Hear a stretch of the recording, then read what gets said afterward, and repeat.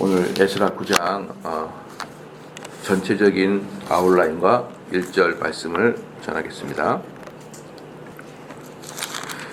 이제 이 9장의 말씀은 9장의 전체 말씀은 이제 포로 1차 귀환 후에 에스라의 제 2차 귀환할 때까지 이 공백 기간 동안 유다 백성들은 특별한 영적 지도자가 이제 없이 신앙적 윤리적으로 매우 해이해져 있는 상태가 이제 9장이에요. 1차 귀환, 2차 귀환 사이에 아주 해이해져 있다라는 것입니다. 이제 이때 사람들은 이제 겨우 하는 일이 뭐냐? 국가적으로도 신앙적으로도 도덕적으로 해이해졌지만 국가적으로도 매우 해이해져 가지고 자기들이 모여서 페르시아에다가 세금을 낼 것들을 거두는 것 외에는 사실 국가적으로도 하는 게 아무것도 없었던 것이죠. 모아서 세금을 거둬내는 것, 이 정도가 그때 사회에서 하고 있었던 일이고 아무것도 안 하고 있었던 것입니다. 그래서 이제 이렇게 왜 그러냐 그러면은 영적으로 정치적으로 지도자가 없었거든요. 지도자가 없이 그들의 소견에 오른 대로 그냥 살고 눈에 보이는 즐거운 대로 살았다는 것을 알 수가 있습니다. 그래서 이제 이런 뭐라 그럴까요? 사람이라는 게 참 얼토당토하는 게 뭐냐면은 포로 동안에 엄청나게 고난을 당했잖아요. 포로 동안 엄청나게 고난을 당하고 그 자기 예루살렘을 빼앗기고 그곳에서 이렇게 국가를 빼앗긴 상태에서 억울하게 살았음에도 불구하고 다시 포로에서 귀환해놓고 나서 좀 있으니까 금방 정신이 해이해지고 마는 것이죠. 금방 해이해지고 만다. 근데 그 중에 가장 중요했던 것은 뭐냐 그러면은 그것들을 엄격하게 통솔해주고 다스려줘야 될 지도자가 없는 상태였다라는 것입니다. 이제 그 중에서도 이제 가장 큰 문제는 뭐였냐 그러면 이방 민족과 이스라엘 남자들이 서슴지 않고 이렇게 통혼, 결혼을 서로 했다는 것이 가장 큰 문제였어요.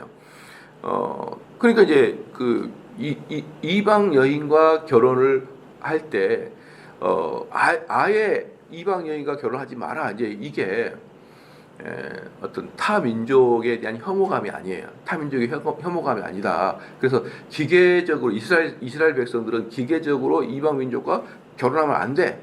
결혼하면 돼. 이렇게 흑백 논리로 간 게 아니었습니다. 왜 그러냐 그러면은 상당히 많은 그 이스라엘의 남자들이 족장들도 애굽 사람들과 이방 여인과 결혼한 게 있었거든요. 그렇잖아요. 그 보아스 같은 경우 룻과 결혼했잖아요. 룻은 모함 여자잖아요. 그리고 이제 모세 같은 경우도 애굽 여인이랑 결혼을 했고 아브라함도 하갈이란 여종이 외국 여자거든요. 그런 사람들하고 다 결혼을 했었어요. 많지는 않지만 결혼을 했단 말입니다. 그러니까 여기서 보면은 어떤 기계적으로 흑백 논리로 결혼을 해라 하지 마라라는 게 이스라엘의 어떤 계명의 뜻이 아니다. 그건 뜻이 아니다. 그럼 뭐가 이렇게 통혼하는 것에 대해서 이렇게 경계시하느냐? 그게 아니라 결혼을 하게 됨으로 말미암아 그 여성이 가지고 들어오는 그 자기네 민족들의 고유한 정서나 종교를 가지고 들어오잖아요. 종교를 가지고 들어오는데 그것들이 엄청난 겁니다. 왜냐 그러면은 우리나라나 중국 사람들이나 뭐 다른 나라도 비슷할 거예요. 미국에 가면은 자기들끼리 모여 살면서 자기들의 종교를 잃어버리지 않으려고 똘똘똘 뭉쳐 살거든요. 여러분 아시잖아요. 그래서 그 사람들이 개신교의 국가 미국에 간다고 해서 종교를 바꾸는 게 아니에요. 자기들 고유한 종교를 그대로 보유하려고 하는 거죠. 보유하려고 하는 것입니다. 이제 그러니까 뭐라 그럴까요? 이스라엘에서도 여성들이 자기들한테 시집을 오게 되면 몸만 오는 게 아니라 문화와 종교를 같이 가지고 온다라는 것이죠. 그래서 이제 그렇게 들어온다 그러면은 이 이스라엘 가문에서 막 유대교를 강요한다 그래도 그들의 속마음은 잘 안 바뀐단 말이죠. 겉으로는 바뀔 수 있다고 손치더라도 속마음은 사실 옛날에 자기가 어릴 때부터 가졌던 그 종교를 속마음에 버리지 않는다.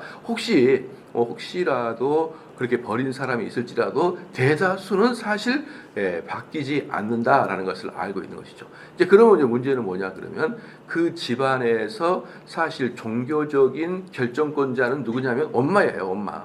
왜 엄마냐 그러면은 엄마가 얘기 때부터 키우면서 이야기도 해주고 뭐 인생의 철학도 얘기해주고 이런 게 이제 엄마들이잖아요. 그렇기 때문에 이스라엘 사람들은 남자 중심의 이스라엘 사람이 아닌 거 아시죠? 그래서 얘가 참다운 이스라엘 사람이냐라고 할 때 아빠가 이스라엘 사람이냐가 아니라 엄마가 이스라엘 사람이냐라고 평가한다고 제가 말씀드렸잖아요. 그것은 다 알고 있어요. 정말 중요한 것은 여자다. 그 집안에 종교를 이어갈 수 있는 중요한 사람은 여자다라는 것을 알고 있기 때문에 이스라엘 사람들은 남성 족보에 따라서가 아니라 여성 족보에 따라서 참 이스라엘 사람인지 아닌지를 결정하는 하는 겁니다. 이렇게 통혼이 중요한데 이 통혼은 결국은 뭡니까? 이방 신을 가지고 와서 결국은 그 아이들을 변경시켜 버리잖아요. 그 아이들 때부터 이제 최소한 유다교에 아주 적극적으로 유다교를 배신하지는 않더라 그래도 그 마음속에 유대교도 그냥 흐릿하게 해버릴 수 있지 않습니까? 그 미국에 있는 목사님들이 아주 어려워하는 것 중에 이제 하나가 이제 뭐냐 그러면 아주 어려워하는 것 중에 뭐냐면은 이 미국에 있는 교인들이 한국에서는 교회를 안 다닌 거예요. 한국에서는 교회를 안 다니다가 이제 미국에 와서 어떤 민족들도 생각나고 김치 먹는 것도 그리워서 이제 교회로 이렇게 오나요. 지금은 이제 미국에도 워낙에 한국 김치도 많이 팔아요. 우리랑 똑같은 마트들이 많아요. H마트라 해가지고 많습니다. 어디든지 대도시에는 다 마트가 있어가지고 거기 가게 되면은 우리 그냥 롯데마트를 딱 떼어놓은 것 같아요. 딱 떼어놓은 것 같아가 전부 다 한국 음식만 팔고 막 그러는데 그래서 이제 옛날보다는 한국 음식에 대한 그리움이 많이 적죠. 근데 10년 전만 해도 미국 가면은 교회 가야 마음껏 김치도 먹고 마음껏 비빔밥도 먹고 막 그러거든요. 그러니까 그런 게 사실은 커요. 그런 게. 그래서 이제 옛날에 이렇게 한국에서 교회 안 다니지만 미국 가가지고 교회를 다니는 사람이 많은데 이제 그러다 보니까 이 사람들이 한국 교회의 문화를 잘 모르죠. 한국 교회 문화를 잘 몰라가지고 그래서 목사님이나 교회를 섬기는 데 있어서 전혀 예상하지 못한 데에서 목사님들의 가슴앓이가 있고 그러는 거예요. 그러니까 이제 예를 들어서 같이 이제 뭐 신방을 간다고 마치면 그 사람들 만나서 상담하고 신방을 하고 친다 그러면은 그냥 목사님도 목사님 더치페이 이렇게 이제 낸다는 거죠. 그럴 때 목사님이 이런 건 신방을 봐가지고 당신이 되는 거야라고 말할 수는 없잖아요. 이게 너무 이제 참 말하기도 뭐하고 근데 그 사람은 모르는 거예요. 그런 문화를 모르는 거죠. 그러면서 또 이제 교회를 다니면서 직분을 받은 집사 같은 사람들도 11조 내야 되잖아요. 이걸 전혀 모르는 거예요. 이런 걸 전혀 모르는 것이죠. 왜 그러냐 그러면 한국에서 이렇게 뿌리 깊게 신앙생활을 아버지 때부터 이렇게 이어받은 사람들은 다 아는데 그런 내용을 이제 부모로부터 이어받지 못하고 자기 때부터 덜커덕한 데다가 또 미국이라는 곳이 정서상 개인 플레이가 있고 그 다음에 이민자들이 다 넉넉하지는 않잖아요. 이제 그런 것들이 섞여가지고 너는 너 나는 나 이게 이제 미국 교회의 가장 큰 어려운 문제예요. 목사님이 교회에서 아주 매우 중요한 그런 직분자가 아니라 당신은 당신의 일, 나는 나의 일 이런 식으로 이제 한국의 정서랑 많이 다르게 그렇게 이제 한다는. 그래서 이제 자기가 이제 좀 바라기는 한국에서 이렇게 2대 3대 신앙생활을 하면서 교회 생활을 잘했던 사람들이 좀 와가지고 좀 교회를 이렇게 하는 것이다라고 성도들한테 알려주는 좀 그런 사람들이 오면 좋겠다 막 이렇게 말을 하죠. 그게 뭐예요? 과거부터 뿌리 깊게 이렇게 기독교 집안을 이어온 사람들에게서는 이제 막 교회를 다닌 사람하고 찾아볼 수 없는 그런 있잖아요. 그러니까 이런 게 있는데 지금 이제 여기 이스라엘 예루살렘에 모여 있는 사람들이 딱 보니까 딱 그거예요. 뿌리가 하나도 없는 거예요. 70년 동안 그 바벨론에 살다가 딱 들어오니까 뭐 이것들은 뭐 전통도 없고 뿌리도 없고 유대교를 배우는 것도 뭔지도 모르고 엉망진창으로 살고 앉아 있는 거예요. 결혼하는 것도 이방 여인과 결혼하는 것들을 서슴없이 결혼하는 거예요. 이들은 이제 이방 여인과 결혼하는 것에 대해서 양심의 가책이 전혀 없는 거예요. 왜 양심의 가책이 없느냐? 양심의 가책은 무엇과 연결되어 있냐면요, 지식과 연결되어 있거든요. 내가 이것을 해야 된다, 하지 말아야 된다라는 그 지식과 연결되어 있기 때문에 지금 이 사람들은 포로 귀환한 다음에 에스라가 제2차 포로 귀환하기 전까지 거기에 아무것도 배우지 않는 상태에서 있었기 때문에 이방 여인들과 결혼을 서슴없이 했고, 더 나아가서 자기들의 소견이 오른 대로, 타락한 본성대로, 바벨론에 살았던 그 스타일대로 그렇게 살고 있는 것을 에스라가 보게 된 것입니다. 그래서 이제 이 9장 10장 문제, 9장 10장의 이 문제, 9장 10장 두 장의 문제에 걸쳐서 뭐가 나오냐면은 이스라엘 잡혼, 이방 사람들과의 결혼에 서슴없이 결혼할 문제를 다루는 사건이 9장 10장의 말씀이다라는 것이죠. 그 다음에 이제 이 9장에서도 이제 5절부터 15절까지가 에스라의 긴 기도를 써나가고 있어요. 에스라의 긴 기도가 이렇게 써지고 있는 것인데, 이 에스라의 저자가 말하고자 이제 하는 것이 이제 무엇이냐 그러면, 에스라가 봉착한 위기는 거룩한 자손의 부재 상태에 대한 위기 의식을 갖고 있는 거예요. 그러니까 이제 이 에스라서 이제 9장부터 구약의 모든 구약의 이야기 중에 핵심 중에 하나가 뭐냐면요, 에스라 9장 이후부터 구약의 모든 이제 나온 그 구약의 스토리의 배경에 뭐가 있냐면, 남은 후손이 누군가, 이게 이제 스토리예요. 남은 후손이 누구냐, 이게 이제 마지막까지 견디는 자가 누구냐, 또 남는 자가 누구냐, 참다운 이스라엘 후손이 누구냐, 이게 에스라서 9장 이후부터의 이야기입니다. 그러니까 이게 참 재밌는 게 이제 뭐냐 그러면, 제가 우리 성도한테도 말씀을 드렸는데요, 종교개혁 당시에 존 칼빈과 마틴 루터 같은 경우는 우리 개신교가 뭐냐라는 걸 천명하는 게 숙제였다는 것이죠. 그러니까 그때의 마틴 루터와 칼빈은 로마 카톨릭이 대적자였단 말이에요. 로마 카톨릭 대적자이면서 그 대적자이면서 너 로마 카톨릭 이게 틀렸어라고 말하기 쉬워요. 근데 뭐가 어렵다는 거예요? 우리가 믿는 바가 무엇인지를 알리는 것은 어려운 문제예요. 그러니까 틀린 것은 쭉 이제 로마 카톨릭 이야기를 읽으면서 요건 이렇게 해서 틀렸고 이건 왜 틀렸는지를 설명하기 별로 어렵진 않아요. 그런데 그러면은 너는 누구냐? 너는 뭘 믿냐?라고 할 때는 무에서 유를 창조하는 거거든요. 무에서 유를 창조하는 거잖아요. 그렇기 때문에 어렵단 말이에요. 그래서 종교개혁자들은 솔직히 우리가 믿는 바가 무엇이냐, 우리가 로마 카톨릭을 대항해서 우리 기독교가 말하는 바가 뭐냐라는 것을 말해주는 게 기독교 강요였던 거죠. 기독교 강요. 우리가 믿는 바는 이런 거다라는 걸 보여주는 거죠. 그러나 제가 말씀드렸듯이 청교도는 무엇이 문제가 있습니까? 청교도는 교회 안에 있는 젊은이들의 문제였어요. 교회 안에 젊은이들의 잘못된 사고와 비신앙적인 것 또는 불경한 것들과의 싸움이 청교도 목사들의 문제였거든요. 우리가 로마 카톨릭과 대항해서 우리가 뭘 말하고 있다, 이것은 더 이상 청교도에게는 관심이 없었고, 그래서 이제 로마 존 칼빈이 말했던 우리가 배우는 기독교는 이거다라는 거 이거고, 그 다음에 그러면 청교도들은 우리 후손들에게 무엇을 가르쳐야 될 것인가라고 말한 것이 신앙고백서인 거예요. 웨스턴 신앙고백서이잖아요. 그러니까 이렇게 달라요. 문제는 이제 우리 후손들, 즉 우리 젊은이들, 이 교회를 이어갈 사람들에게 이제 관심이 집중될 수밖에 없는 거잖아요. 그러니까 이제 여기 에스라도 마찬가지예요. 이전까지는 유다교를 지켜내는 것에 이방 종교와 유다교의 관계에서 유대교가 뭐였다라는 것을 보여준다 그러면, 이제부터는 참다운 후손이 누군가, 참다운 하나님의 백성이 누군가, 이것을 골라내는 것이 이제 뭡니까? 에스라 9장 이후부터 모든 구약 성경에 아주 뼈대처럼 흘러가고 있는 배경, 바탕에 뭐가 있다?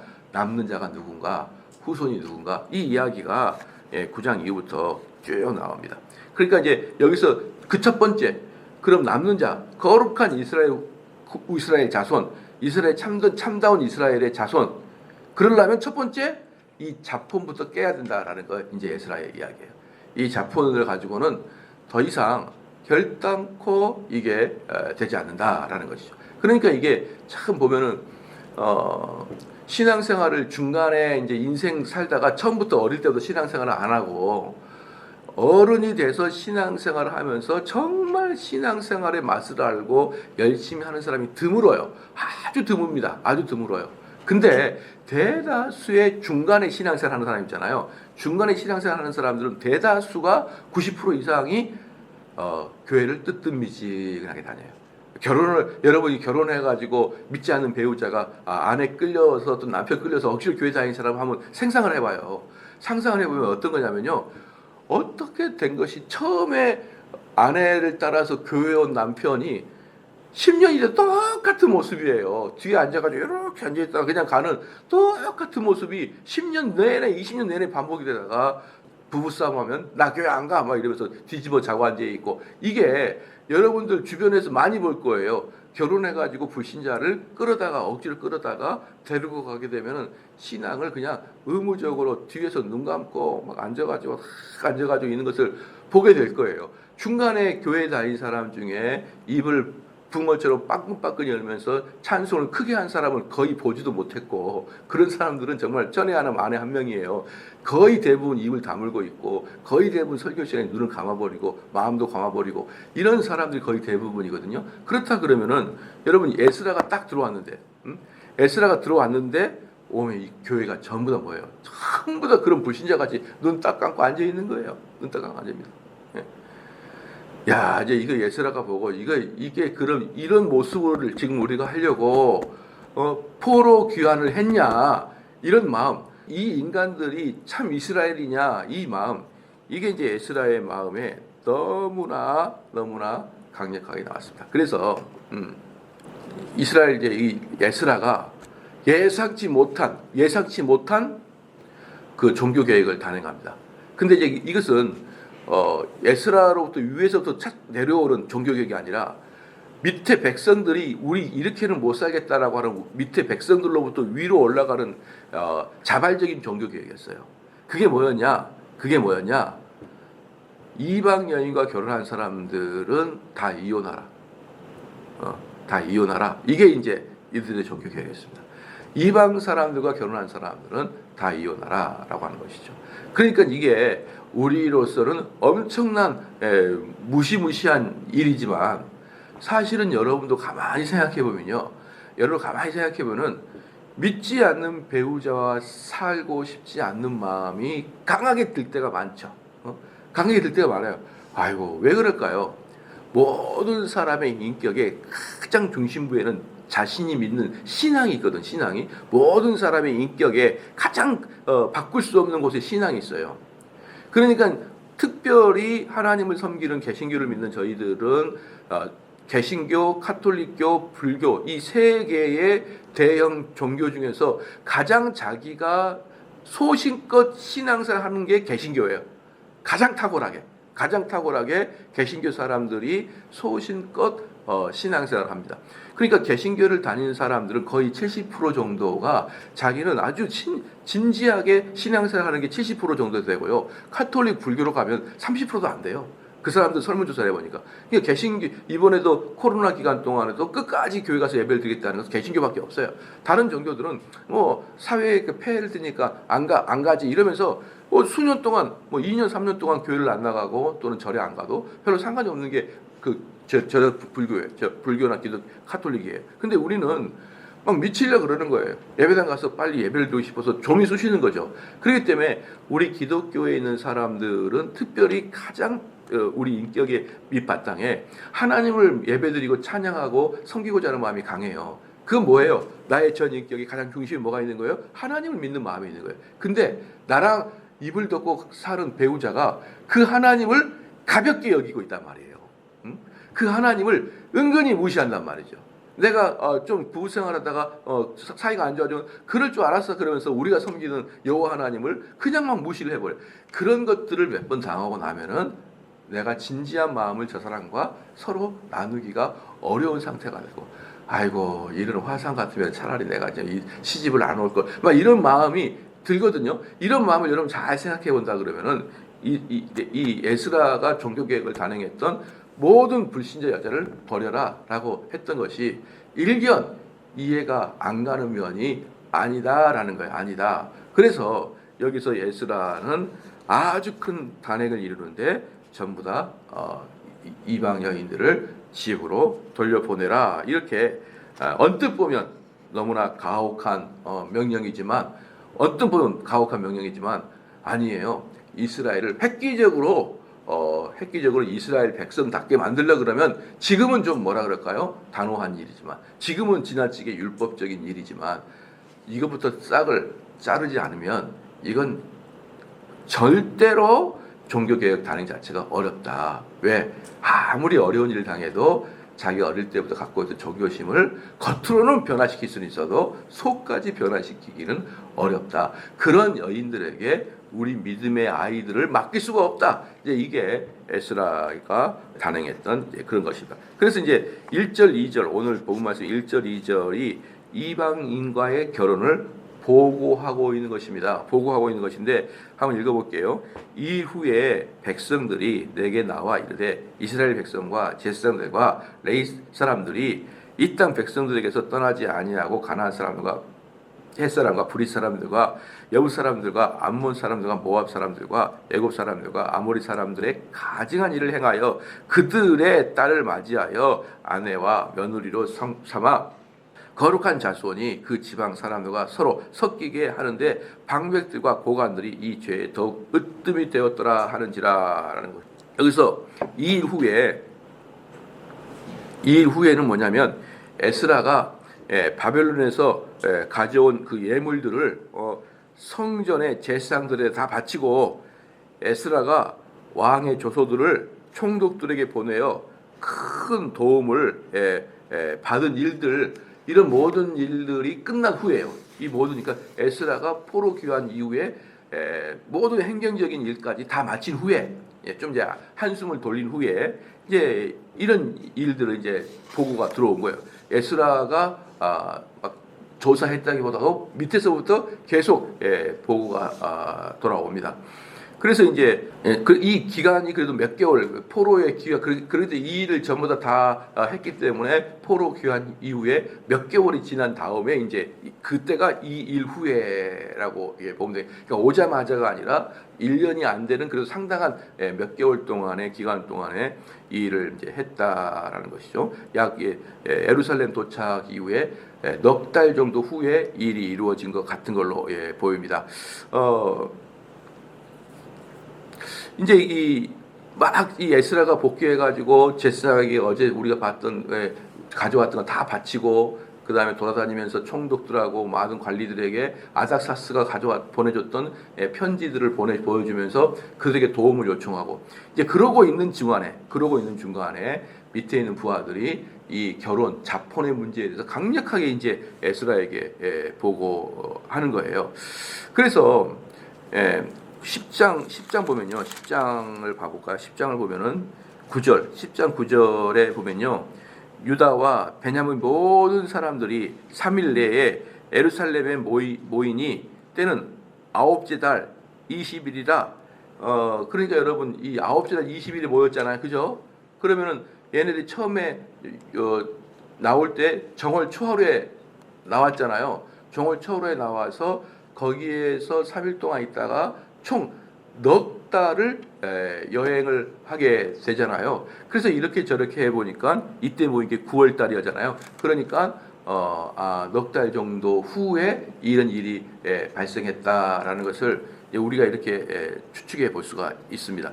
그래서 이제 특별히 이제 이 9절에 1절에 이 9장 1절에 이후에 방백들이 내게 나와 이르되 이스라엘 백성과 제사장들과 레위 사람들이 이 땅 백성에서 떠나지 아니하고, 여기서도 보면은 가장 사람들의 믿음을 선도해야 될 제사장들과 레위 사람들이 어때요? 별로 차이도 없는 거예요. 별로 차이도 없는 것입니다. 그래서 이 땅 백성들이 떠나지 아니하고 가나안 사람들과 이 땅 백성이 뭐예요? 지금 현재 예루살렘 백성을 말하는 거거든요. 지금 현재 예루살렘 백성은 뭡니까? 이스라엘이 포로로 잡혀갔을 때 70년 동안 그 예루살렘과 온 그 이스라엘 땅에 잡족들이 많이 들어와 살아버려요. 예, 빈 땅이니까 빈 땅에 많이 살아요. 그러니까 그러면은 포로에서 귀환한 사람들이 지금 그 잡족들과 섞어서 살아요. 섞어서 사는데 문제는 뭐냐 그러면 항상 이방인과 유대인이 섞이면은 손해는 유대인이 보는 거죠. 왜냐면은 여러분 우리가 신앙생활 해봐서 알지만 우리는 이 세상에 말하는 것과 정반대를 이야기하는 게 기독교예요.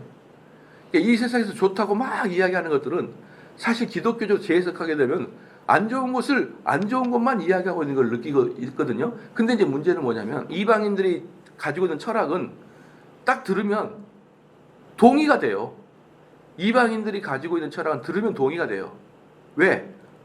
그들이 말하고 있는 철학은 우리 인간의 육적인 자생적으로 튀어나오는 철학이기 때문에 우리 인간 속에서 자생적으로 논리적으로 나오는 이야기이기 때문에 이방의 이야기는 들으면은 머리를 끄덕끄덕거리면서 동의가 된단 말이에요. 근데 하나님으로부터 나오는 이론은 그 출처가 우리가 아니라 외부에서 들어온 거기 때문에 들어도 계속 잊어버려요. 들어도 계속 잊는단 말이에요. 그러니까 우리 신앙을 유지하려고 그러면은 철저하게 하나님 말씀을 배우지 않으면 그냥 이방의 철학이 내 마음속을 자리 잡는 것은 시간 문제예요. 그래서 이스라엘 사람과 이방인이 섞어 살면은 항상 이스라엘의 신앙에 문제가 발생하지. 그 이스라엘 사람들 때문에 이방인들이 회심하고 여호와 하나님에게 두 손 들고 오는 사람들은 비교적 적다라는 것을 여러분이 알면 됩니다. 그러니까 이 지금 에스라가 딱 이스라엘에 들어와 보니까 잡족들도 있고 그 잡족들과 섞여 사는 이스라엘 사람들까지 이 땅에 있는 모든 사람들이 정신이 이제 해롱해롱된 해이한 상태에 빠져 있더라 이겁니다. 그런데 그것을 지도해야 될 제사장과 레위 사람들도 별반 차이가 없더라라는 것이에요. 별반 차이가 없더라라는 것이다. 그래서 이제 레위 사람들이 이 땅 백성들을 떠나지 아니하고 가나안 사람들과 그러니까 여기서 이 땅의 백성들은 우리가 흔히 생각하는 유대인이라고 말하기보다는 이렇게 표현됩니다. 이 땅의 백성들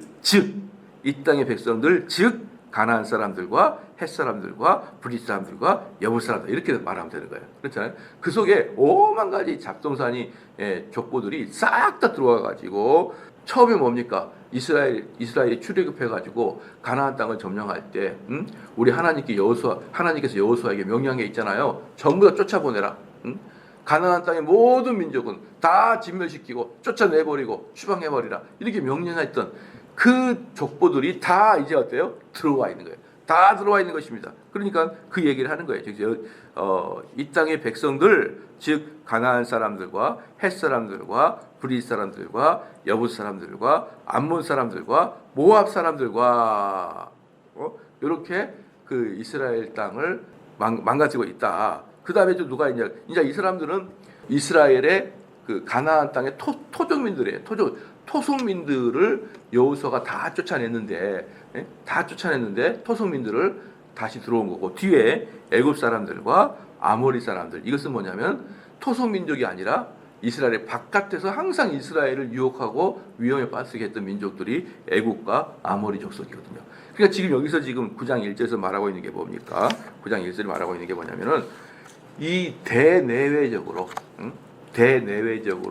유다 백성들은 타락의 상황에 포위되어 있다라는 것을 보여주고 있는 거예요. 그래서 가나안 땅의 7족속, 가나안 땅의 토족민들의 7족속, 또 외부에서 항상 호시탐탐 유대를 노리고 있는 외부의 대표적인 나라 애굽과 아모리 족속, 이런 사람들이 지금 이스라엘을 지금 유혹하고 넘어뜨리고 있다라는 것이에요.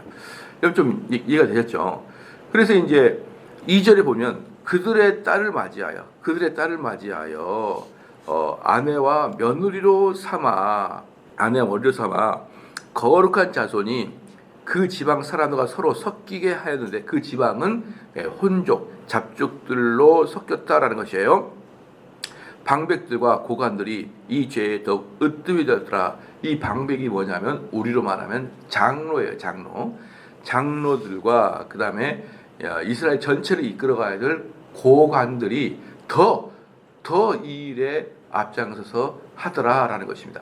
그렇기 때문에 여기서 중요한 게 뭐냐 그러면은 정말 한 명의 지도자, 즉 에스라와 같은 지도자 한 명이 이 유대를 바꾸는 것이지, 이 지도자가 흐리멍텅해져 버리면 이제는 모든 게 끝나고 마는 것입니다. 여러분 어떻게 이번에 우리가 그 지난번에 했던 능동순종과 회심준비론의 컨퍼런스를 했는데 그 컨퍼런스를 보면서 저는 한 가지 크게 느낀 게 있고 또 외부에서 오신 목사님들이 여러 곳에서 글을 쓸 때 제가 보게 된 글을 이야기를 해본다 그러면요. 실질적으로 능동순종과 회심준비론의 이야기들은 목사님도 잘 많이 모른다 이렇게 말씀드렸잖아요. 목사님도 모르고 이런 것들은 어디서 주로 배우냐면 신학교에서 배우는 거예요. 신학교에서. 그렇잖아요. 신학교에서 배우는데 우리 교인들은 신학교에서 배우는 것들을 배울 때 아무런 이질적이 없는 마음으로 듣게 되는 것이죠.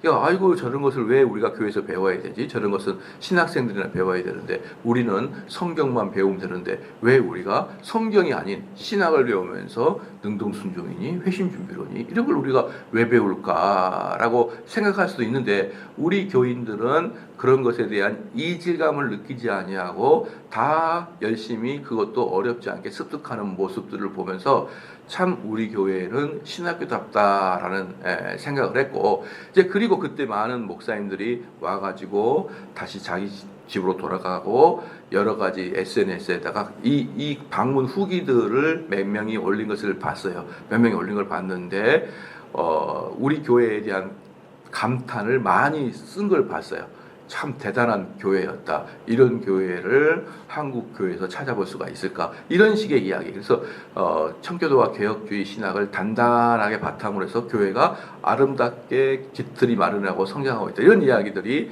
여기저기에서 쓴 걸 내가 몇 개를 봤거든요. 여러분 제가 이제 묻고 싶은 게 뭐냐면은 여러분들이 왜 능동순종에 대해서 이렇게 잘 알고 있으며 왜 이 청교도에서 잘 알고 있는 이유는 뭐냐 그러면 이유는 딱 하나입니다. 뭘까요? 정대훈 목사 딱 한 사람 때문에. 한번 가만히 생각해 보여요. 우리 성도들이 잘나서가 아니에요. 누가 설교하느냐에 따라서 그것 때문에 달라지는 거라고요. 그렇죠. 그럼 우리 삼성제일교회 전체에서 정대훈 목사만 똑바른 말씀을 선포하면 되는 거 아니겠습니까? 그러면 교회는 변하는 거예요.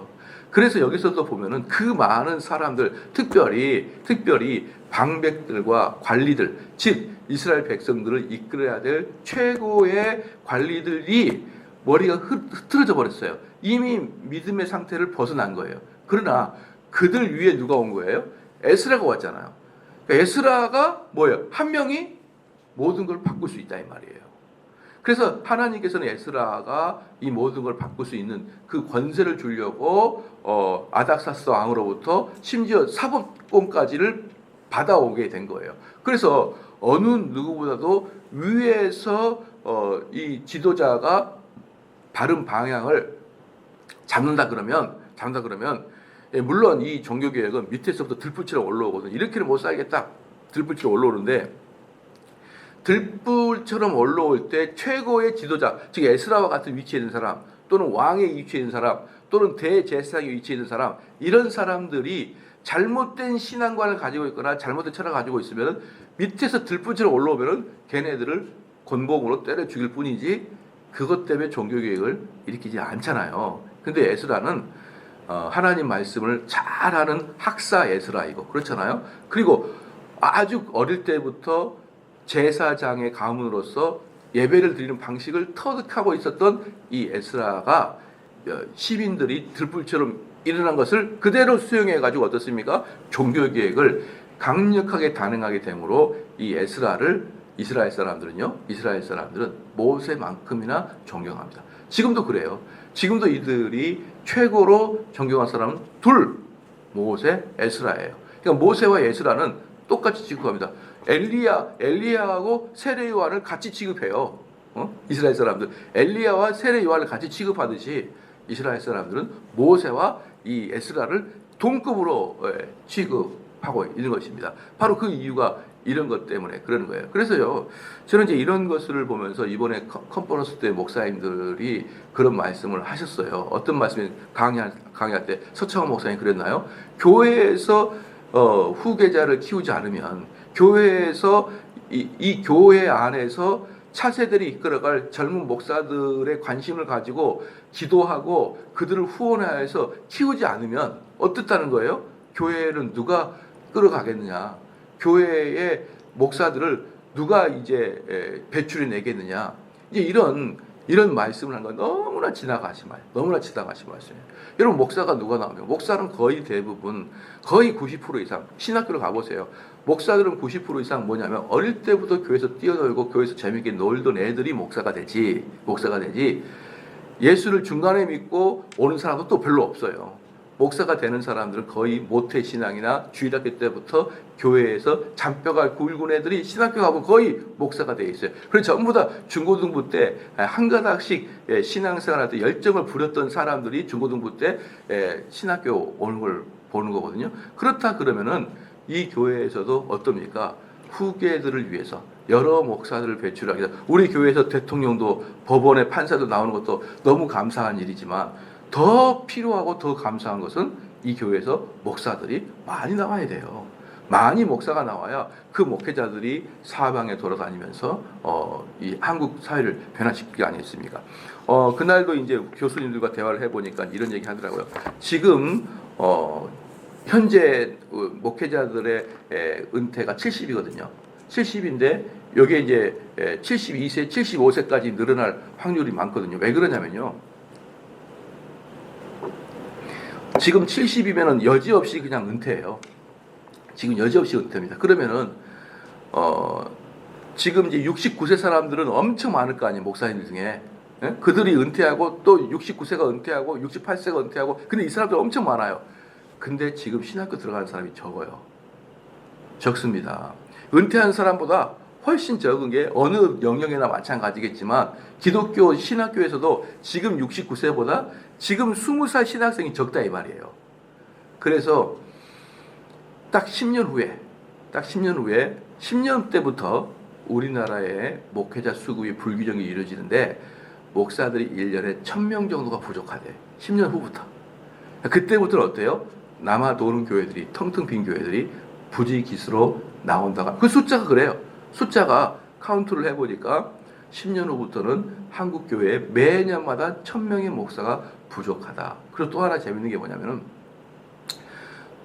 여기 그 서문강 목사님이 은퇴했던 그 교회 바로 은평에 있는 교회인데요. 은평에 있는 교회인데 부목사를 이렇게 청빙 공고를 했는데 6개월이 지나도 청빙 공고에 목회자가 안 와서 마지막 최종적으로 부목사를 이렇게 선택을 했는데 그가 누구냐면 52세 먹은 사람이에요. 52세 먹은 사람. 젊은 목사들을 부목사로 찾을 수가 없다는 거예요. 그러니까 지금 이게 우리가 생각하는 것보다 훨씬 심각하게 한국 교회의 목회자들의 수급이 어려운 상태고 그 어려운 수급의 상태에서 뭐가 또 어렵냐 그러면은 경건하고 실력 있는 목사를 구하는 건 더 어렵습니다.